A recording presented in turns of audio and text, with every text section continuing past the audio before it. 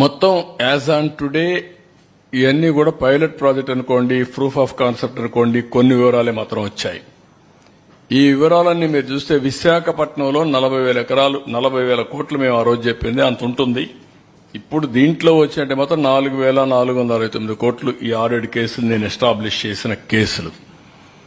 ప్రకాశంలో 101 కోట్లు, తిరుపతి 270 కోట్లు, ఇంకా చాలా ఉంటుంది, కొన్ని వేల కోట్లు ఉంటుంది తిరుపతి. చిత్తూరు 99 కోట్లు. Excess rate for house sites కి ఇచ్చింది 6,000 కోట్లు. మా వాళ్ళు ఇప్పుడు వచ్చింది మాత్రం 2,850 కోట్లు. అదే మరి ఆఫీస్కి ఇచ్చింది 300 కోట్లు. ల్యాండ్ ఇన్ఎలిజిబుల్ అర్హులు కాని వారికి ఇచ్చిన ల్యాండ్ 1,300 కోట్లు. Fresh hold rights assignment lands ని ఫ్రెష్ హోల్డ్ గా మార్చింది 14,830 కోట్లు. డాటెడ్ ల్యాండ్స్ ఇవన్నీ కూడా ఇల్లీగలీ ఫ్రీ హోల్డ్ చేసింది 6,189 కోట్లు. ఇంకొక పక్కన పట్టా మేడ్ ఇల్లీగలీ ఫ్రెష్ హోల్డ్ చేసింది ఇది 102 కోట్లు. ఇదేమిది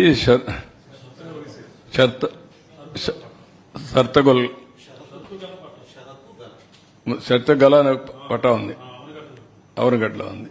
కొన్ని ఏరియాల్లో కొన్ని అప్పుడు ఉండే ఇదంతా స్పెసిఫికేషన్స్ ప్రకారం. సర్వీస్ ఇనామ్ మేడ్ ఇల్లీగల్ ఫ్రీ హోల్డ్ చేసి 4,105. అంటే చట్టాలు చేశారు, చట్టాలు లేవు, అది గవర్నమెంట్కి రావాలి.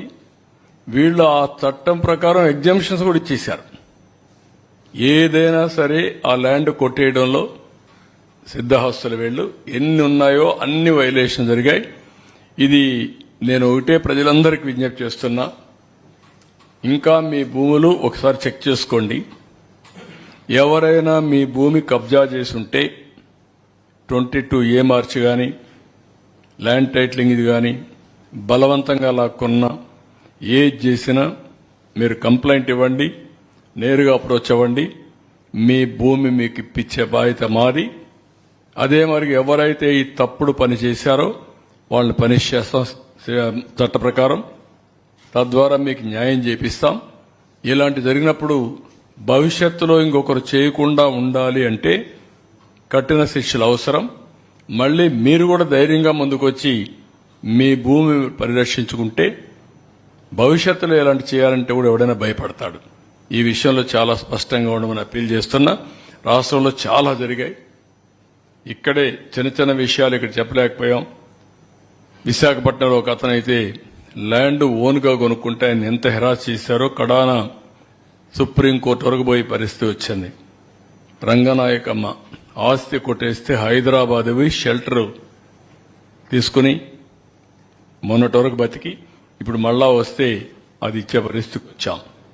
ఎవరైనా సరే మీ ఆస్తులు కబ్జా చేసి ఉంటే మాత్రం అక్రమంగా లాగేసుకుని ఉంటే మీరు కంప్లైంట్ చేయండి. మీకు ఇప్పించే బాధ్యత. అవసరమైతే అలాంటి వారికి న్యాయం కోసం ఏదైనా 10 రూపాయల ఖర్చు అయితే పెట్టి అవసరమైతే చట్టాన్ని మార్చి, అందుకే మేము వచ్చాం. నెక్స్ట్ వెళ్ళండి.